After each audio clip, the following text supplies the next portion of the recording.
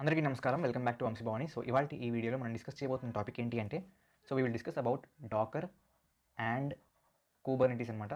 So మీరు కనుక software డొమైన్‌లో ఉండుంటే అట్‌లీస్ట్ ఇప్పటిదాకా ఒక్కసారైనా సరే డాకర్ అండ్ కుబర్నెటీస్ అనే ఈ పదాలు వినుంటారు.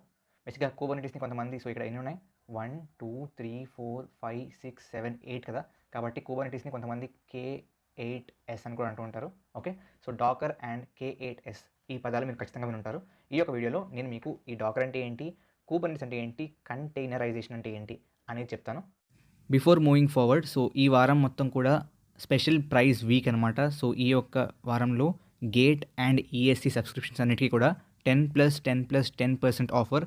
సో దీనిలో భాగంగా 12 మంత్స్ ఐకానిక్ సబ్స్క్రిప్షన్కి ఆల్మోస్ట్ 16K తగ్గుతుందన్నమాట. And this will be only April 1st and వంశీ10 ఇస్ ద కోడ్. ఇప్పుడు బేసిక్గా మీరు అన్అకాడమీలో ఐకానిక్ కానీ ప్లస్ కానీ సబ్స్క్రిప్షన్ తీసుకుంటే దాంతోపాటు మీకు ఫ్రీగా నోట్స్ కూడా లభిస్తుంది.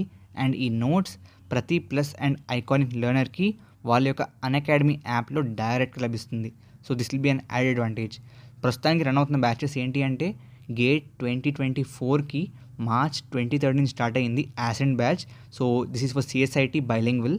అండ్ సెకండ్ బ్యాచ్ ఏంటి అంటే it is again for CSIT and ఈసారి గేట్ 2023 March 23rd స్టార్ట్ అయింది. అండ్ 10% డిస్కౌంట్ కోసం మీరు వంశీ10 అనే కోడ్ వాడి ట్రై చేయొచ్చు. దీంతోపాటు ఒక బ్యాచ్ స్పెసిఫిక్గా ఫర్ డ్రాపర్స్, ఒకవేళ మీరు డ్రాప్ తీసుకుని నెక్స్ట్ ఇయర్ మళ్ళీ రీఅపియర్ అవుదాం అనుకుంటే ఈ బ్యాచ్ ఎన్రోల్ అయ్యి కూడా ట్రై చేయొచ్చు. రీసెంట్ గేట్ టాపర్ శుభ్ని తన యొక్క టైంని ఎలా మేనేజ్ చేసుకున్నాడు ఫర్ ప్రిపరేషన్ అనేది అడిగి తెలుసుకుందాం. However, for the college, I can understand there are assignments and exams from the college, but I also want to mention that whatever you are doing in the bachelor's, whatever BA, whatever, तुम्हारे पास time है. इतना time होता है कि कर लो. बहुत time होता है निकालने को निकल जाता है. So it's just about you. Like, are you willing to give it? Time निकालोगे निकलेगा. You can manage it. For me, of course, because when I started my journey, I only went to college for 2 months, and then the COVID thing happened, and we were at home. So of course, it was a disaster for everyone, but for students, it was a sort of blessing because we got to focus on what was important. So it was, I started focusing on more and more on GATE and less on college because it was manageable. So yeah, that's just. So guys, మీరు విన్నట్లుగానే నిజంగా మీకు interest ఉంటే ఖచ్చితంగా మీకు sufficient time ఉంటుంది and దాన్ని మీరు ఖచ్చితంగా యూస్ చేసుకోవచ్చు. And thank you for your answer. So బేసిక్గా స్టార్టింగ్లో okay in the early 2000s ఎలా ఉండేది అంటే ఆబ్వియస్లీ మీకు తెలిసిందే, any business, any tech business okay ఖచ్చితంగా రన్ అయ్యేది దేని మీద? రన్ అయ్యేది అప్లికేషన్స్ మీద. ఓకే. అండ్ ఒక బిజినెస్కి కేవలం ఒకటే అప్లికేషన్ ఉంటుంది అనడం it is wrong. There are multiple applications for each business.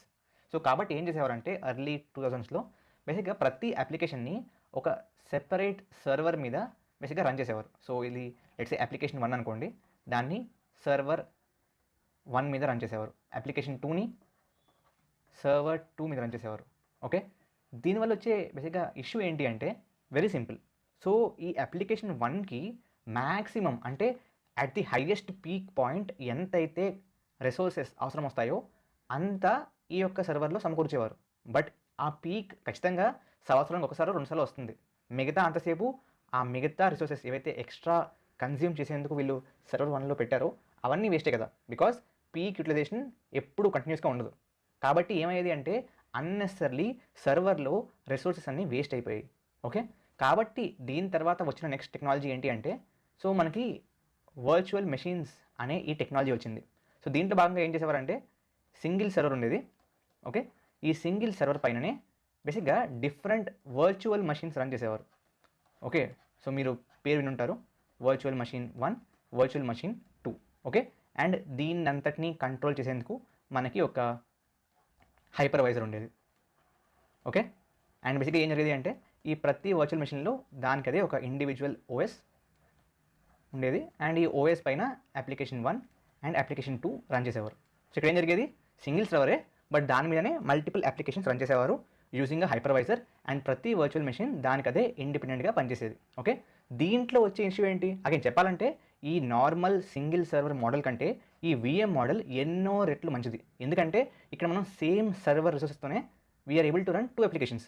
But ఇక్కడ వచ్చే ప్రాబ్లం ఏంటి అంటే అన్నెసెసరీ మనం ఓఎస్ 1కి ఓఎస్ 2కి స్పేస్ వేస్ట్ చేస్తున్నాం, రిసోర్సెస్ వెయిట్ చేస్తున్నాం.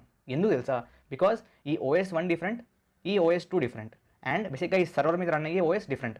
సో బేసిక్గా ఈ ఓఎస్ఎస్కే అన్నెసరీ ఎక్స్ట్రా స్పేస్ బోల్డ్ అంత వేస్ట్ చేస్తున్నాం. మీకు తెలుసు కదా, మీరు చూసుకుంటే మీ కంప్యూటర్లో కూడా మీ OS let's using Windows or Mac or Linux whatever, మీ ఓఎస్ ఎంత పర్సెంట్ రిసోర్సెస్ యాక్సెస్ చేస్తుందని చూస్తే మీరు షాక్ అవుతారు. So it's something of it sort. కాబట్టి చాలా రిసోర్సెస్ ఓన్లీ ఓఎస్ఎస్ వల్లనే వేస్ట్ అవుద్ది.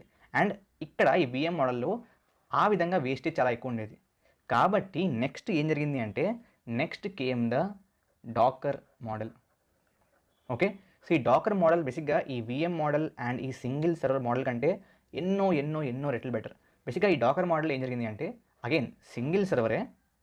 ఓకే, ఈ సింగిల్ సర్వర్ మీదనే ఏం చేశారంటే సింగిల్ ఓఎస్ పెట్టారు. ఓకే, అన్నిటికి కలిపి కామన్ ఓఎస్. అండ్ ఈ కామన్ ఓఎస్ మీద they started running containers. And ఈ ఇండివిజువల్ కంటైనర్స్ అప్లికేషన్ 1, అప్లికేషన్ 2 ఈ విధంగా ఎన్ని కావాలంటే అన్ని అప్లికేషన్స్ రన్ చేయడం స్టార్ట్ అయ్యింది. బేసిక్గా దీనివల్ల వచ్చిన అడ్వాంటేజ్ ఏంటి అంటే ఇప్పుడు ఈ OS1, OS2కి ఎక్స్ట్రా స్పేస్ ఖర్చు అవ్వట్లేదు. కాబట్టి లెట్సే మీరు VM మోడల్లో ఒక సర్వర్ మీద 2 అప్లికేషన్స్ లెట్సే రన్ చేయగలిగితే అదే సేమ్ సర్వర్ మీద మీరు డాకర్ మోడల్తో maybe 4 applications or 3 applications something more than 2 ఖచ్చితంగా రన్ చేయగలరు. కాబట్టి you are again saving resources. Okay, so that is the Docker అనమాట. సో డాకర్ అంటే ఏంటి అంటే బేసిక్గా సింగిల్ సర్వర్ మీద కామన్ ఓఎస్ మీద మీరు డిఫరెంట్ కంటైనర్స్లో, సో బేసిక్గా ఇక్కడ ఎలాగైతే VM అంటారు దీన్ని, అలా ఇక్కడ కంటైనర్ అంటారు. సో కంటైనర్స్లో డిఫరెంట్ కంటైనర్స్లో డిఫరెంట్ అప్లికేషన్స్ రన్ చేస్తారు. ఓకే, బేసిక్గా ప్రాసెస్ ఏంటి అంటే ఈ డాకర్లో ఫస్ట్ ఆఫ్ ఆల్ మీ కోడ్ ఏదైతే ఉంటుందో అప్లికేషన్ కోడ్, సో ఆ అప్లికేషన్ కోడ్ని ఫస్ట్ మీరు ఇమేజ్గా కన్వర్ట్ చేస్తారు. సో ఇమేజ్ అంటే ఏంటి అంటే బేసిక్గా ఈ యొక్క అప్లికేషన్ కోడ్ యొక్క టెంప్లెట్ అనమాట. సో ఈ టెంప్లెట్ని మీరు ఇమేజ్గా కన్వర్ట్ చేస్తారు. సో ఈ ఇమేజ్ని మీరు ఏం చేస్తారంటే తర్వాత ఒక రిజిస్ట్రీకి పుష్ చేస్తారు. అంటే ఏంటి అంటే బేసిక్గా ఇప్పుడు ఈ ఇమేజ్ ఆర్ టెంప్లెట్ ఎక్కడుంది, మీ యొక్క కంప్యూటర్లో ఉంది. కాబట్టి దీన్ని మీరు ఎక్కడ రన్ చేయగలరు, మీ యొక్క కంప్యూటర్లో మాత్రమే రన్ చేయగలరు కదా. కానీ దీన్ని మీరు ఏ సర్వర్ మీదైనా సరే రన్ చేయగలగాలి అంటే అది ఎక్కడో చోటన హోస్ట్ చేసి ఉండాలి కదా. సో ఆ హోస్ట్ చేసే ప్లేస్ని మనం రిజిస్ట్రీ అంటాం. సో ఎక్కువ మంది వాడే రిజిస్ట్రీ ఏంటి అంటే డాకర్ హబ్ రిజిస్ట్రీ. కొన్ని కంపెనీస్ వాళ్ళ యొక్క ఆన్ ప్రిమ్ రిజిస్ట్రీస్ కూడా వాడుతూ ఉంటాయి. కొంతమంది ఏమో డిఫరెంట్ క్లౌడ్ రిజిస్ట్రీస్ వాడతారు. బట్ మ్యాక్సిమం ఎక్కువ మంది వాడేది ఏంటి అంటే డాకర్ హబ్ అనమాట. సో ఆ డాకర్ హబ్లోకి మీరు, అది యాక్చువల్లీ ఒక రిజిస్ట్రీ అనమాట. ఆ డాకర్ హబ్ అనే రిజిస్ట్రీలోకి మీరు మీ యొక్క ఇమేజ్ని బేసిక్గా పుష్ చేస్తారు, అంటే స్టోర్ చేస్తారు. ఓకే, తర్వాత ఈ రిజిస్ట్రీని వాడుకుని మీరు కంటైనర్ స్టార్ట్ చేస్తారు. This is the simple procedure. Okay, so కోడ్ని ఇమేజ్ని రిజిస్ట్రీలోకి పుష్ చేసుకుంటూ ఆ పుష్ చేసిన రిజిస్ట్రీలోంచి కంటైనర్ని స్టార్ట్ చేస్తారు. Okay, this is how Docker works. మరి ఈ మొత్తంలో కూబర్నిటీస్ అంటే ఏంటన్నా, అది ఎక్కడి నుంచి వచ్చింది అంటే బేసిక్గా ఇక్కడ మీరు చూసుకుంటే డాకర్ ఏం చేస్తుంది, డాకర్ మనకు కావాలంటే start or stop or delete చేస్తుంది. ఎవరిని? కంటైనర్స్ని. ఓకే, కంటైనర్స్ని stop or start or delete మాత్రమే చేయగలదు. బట్ లెట్స్ సే మన దగ్గర we have some hundreds or thousands of containers ఉన్నాయి అనుకుందాం.